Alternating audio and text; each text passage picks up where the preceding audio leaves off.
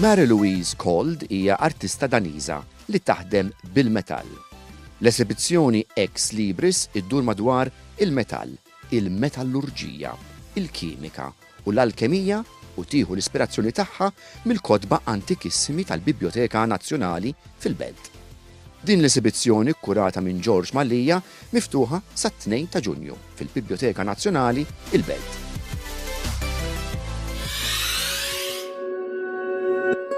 I never planned to fall in love with metal, but I was at art school in Sweden 20 years ago, working with all kinds of different materials, and copper printing was a fantastic process, but of course it resulted in a print on paper.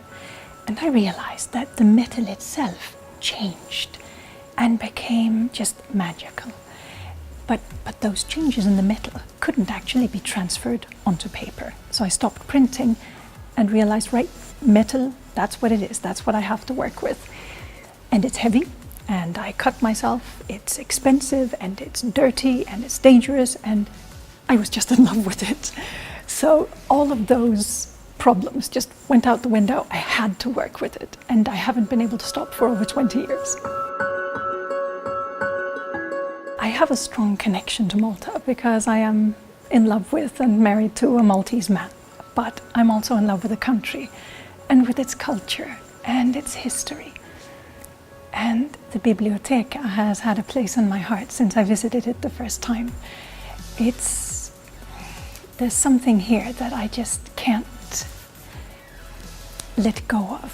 I exhibited in Malta the first time 4 years ago at St. James Cavalier, and that was an unforgettable experience. The space, the light, the whole working environment. So I knew that my next exhibition here would also have to be somewhere really special, and it's such a privilege to be allowed to actually come here with my works, with my books, with my copper scrolls.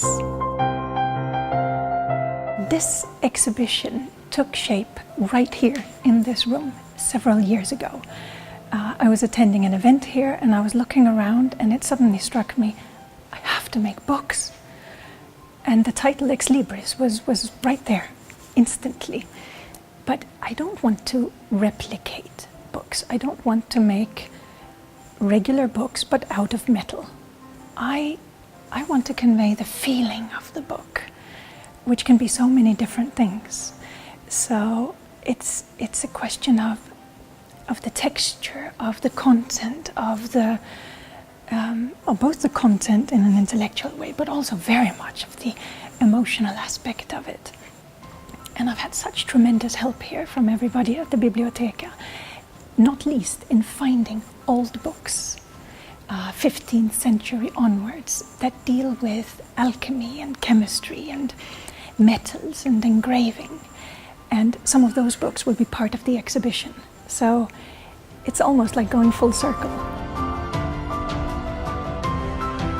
I certainly didn't make an easy choice when I went for metal. You know, I'm Scandinavian. I want to plan things, and I always have a plan, and I never get there. The metals bring so much to the table. There's so much in them that I constantly have to be alert throughout the process to see where is this going, and a lot of the time it fails. This half copper column has a really special history. It used to be part of the old post office in Malmö, Sweden, where I live. And they had to change the copper, all of it, in this big copper tower, basically, on the roof. And it's a listed building, and of course they didn't really want to change it, but they had to, it was leaking. And sensible, wonderful people said the value of the scrap metal is quite high, but the historic value is much higher. So we need to do something with it. And they contacted me and they said, how can we use this? What can we do with it? And I was given the opportunity of transforming this incredible copper, because time and nature can do things to this metal that I can't. So this patina has been developing since 1906. I have been very carefully cleaning the surface. There was a bit of silicone, I've been taking care of it. And the inside I have clad with text. This exhibition is unlike any other in many ways. I have been working here at the Biblioteca for a year and a half. Whenever I've been in Malta, I've visited, I've looked through old books, I've been immersed in them, in Latin, in French, in all kinds of languages, and both looked at the content, but also at the beautiful fonts, and at the yellowing of the pages and the state of the books. And it's all inspired the process so much. And I have worked with text, sometimes sheets of paper, sometimes put together as books, sometimes closed books where there's not perhaps even a single word, but there's still a feeling of content and of text. I etch a lot of words, and sometimes the etching is so deep that you can't actually read anything. These works were made during a long process, and that process will continue, but slowly. But they are in constant change.